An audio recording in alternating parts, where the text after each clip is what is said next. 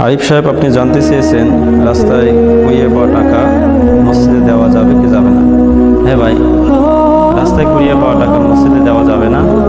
আপনি যদি রাস্তায় বেশ কিছু টাকা কুড়িয়ে পান, যেরকম 500, 1000, 2000, 3000 এরকম টাকা যদি হয়, তাহলে এই টাকার প্রকৃত মালিককে আগে খোঁজ করে বের করতে হবে।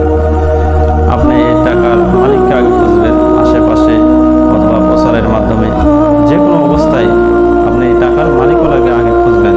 আপনার সাধ্য অনুযায়ী ওই টাকার মালিককে খুঁজবেন।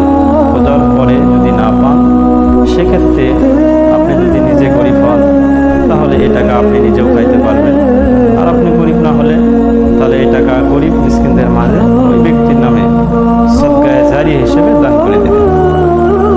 টাকা দান করে দেওয়ার পরে যদি ওই টাকার প্রকৃত মালিককে খুঁজে পাওয়া যায়, তাহলে তাহাকে বলবেন, ভাই, এই টাকা আপনার নামে গরিব মিসকিনদের সদকায়ে জারি হিসেবে দান করে দিয়েছি, এটার সব আপনি নিজেই পাবেন।